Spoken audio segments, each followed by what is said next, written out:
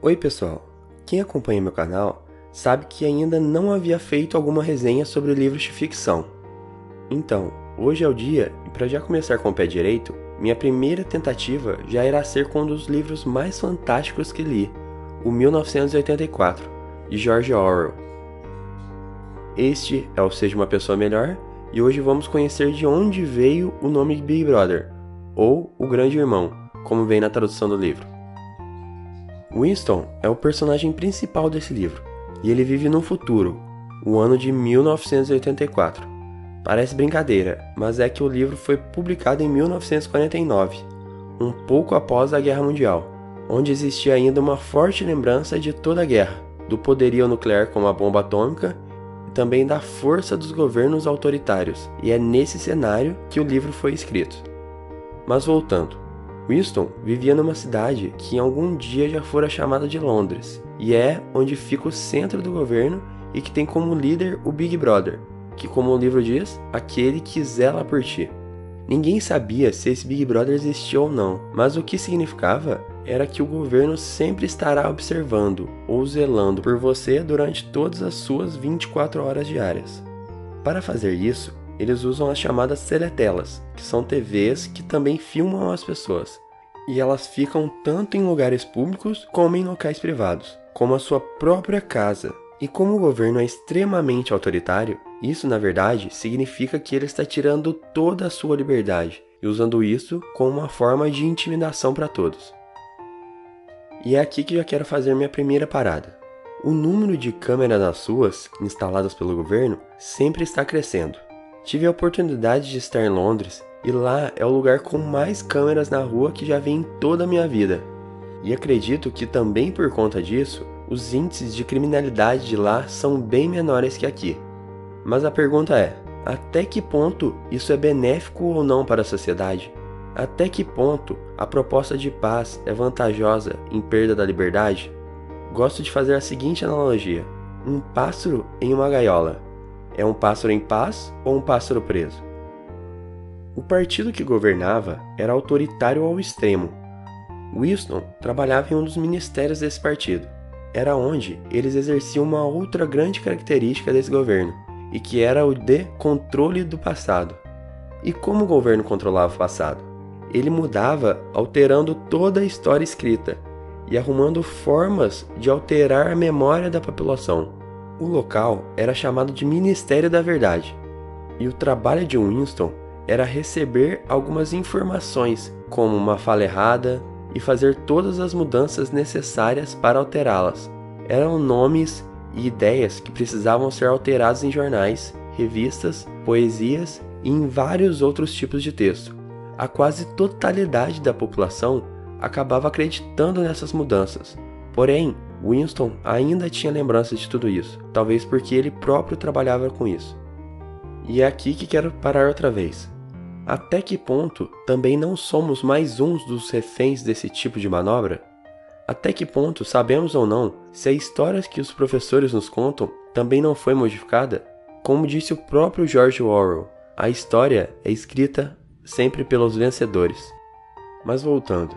Uma das formas de conseguir essa proeza de modificar os próprios pensamentos das pessoas, e que também foi feito pelo governo, foi o de criar uma nova língua e fazer com que as pessoas a usassem, o que era chamado de nova língua. Mas o que ela tinha de importante? Ela foi criada para que tivesse o mínimo de vocabulários possível. Você concorda que nós nos comunicamos por meio de palavras, né? Uma das características da evolução do ser humano foi o de adicionar palavras às línguas, fazendo com que elas ficassem cada vez mais ricas. Então, uma das formas de travar o pensamento das pessoas é com a diminuição de um vocabulário. Se somos acostumados a expressar nossos sentimentos por palavras, quando as retiramos, perdemos um pouco dessa capacidade de expressão. Outra forma era a mudança de estatísticas. Se a produção abaixasse, eles mudavam o que os jornais haviam dito e no final das contas, essa produção em declínio era apresentada como uma melhoria. Mais uma parada rápida aqui. Quem ainda não percebeu essa sutileza na hora de apresentar dados estatísticos dos governos atuais? E as pesquisas eleitorais, vocês confiam nelas? Somos apresentados a dezenas de informações de certo modo manipuladas, Isso tudo com o intuito de parecer que elas são melhores do que realmente são. O triste é saber que a maioria da população é realmente manipulada por esses dados. E aí, chega um momento do livro em que o próprio Winston começa a duvidar de si próprio. A cidade estava caindo aos pedaços, e a população em geral praticamente passava fome. Mas só ele lembrava que no passado era bem melhor que isso. O partido dizia, e a população acreditava, que as coisas haviam melhorado.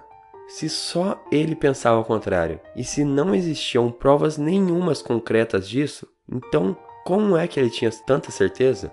Até que ponto esse passado da cabeça dele está certo ou foi criado por ele próprio?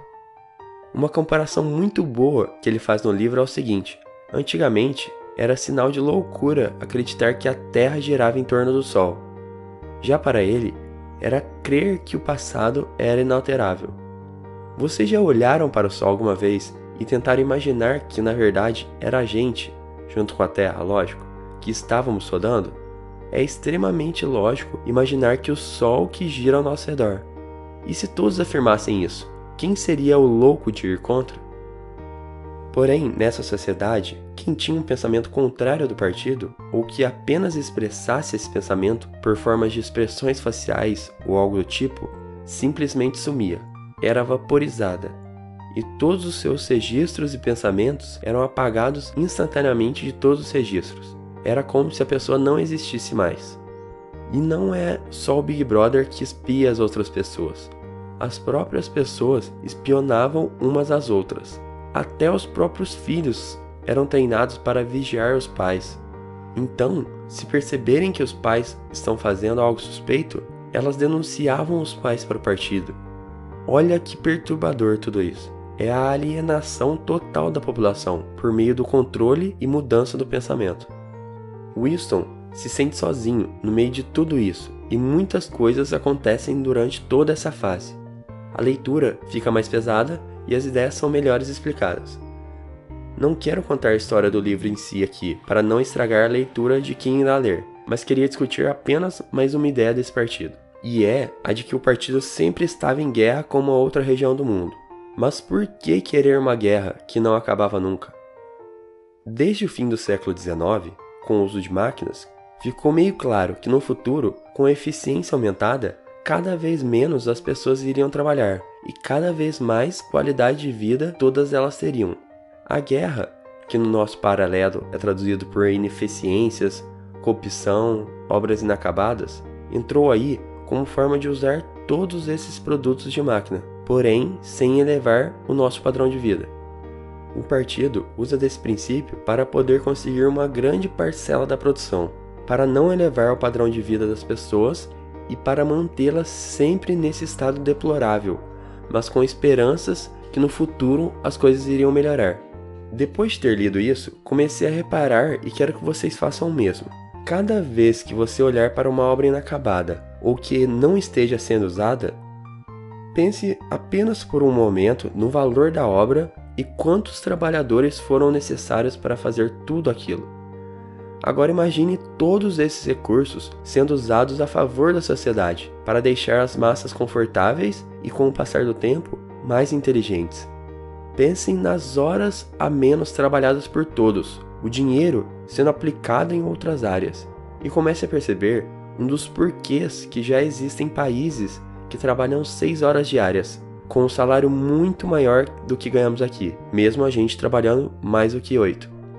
Gente, poderia passar um dia inteiro conversando só sobre esse livro, mas o intuito foi esse, de dar uma pequena ideia da quantidade de ideias e pensamentos e também de recomendá-lo para todos vocês. O que eu gosto nesse tipo de livro, que é chamado de distopia, é que o autor conta uma história, mas ela é só uma fachada para o que ele quer realmente fazer, que é passar as ideias que ele tem para todos. É uma forma inteligente e não cansativa de mostrar um mundo um pouco diferente. E as pessoas que conseguem fazer os paralelos entre livro e realidade geralmente amam isso. Eu sei que é meio teoria da conspiração, mas para mim é uma maneira de nos deixar ainda mais críticos em relação ao que acontece no mundo, no que as pessoas tentam nos enfiar a goela abaixo todos os dias. Espero que tenham gostado e aguardo o seu comentário ali embaixo, dizendo o que achou da resenha desse tipo de livro aqui no canal. Fiquem à vontade para discutir ideias e não se esqueçam de curtir o vídeo e se inscrever no canal para ver mais vídeos como esse. Um muito obrigado para você que ficou aqui até agora, um grande abraço e seja uma pessoa melhor.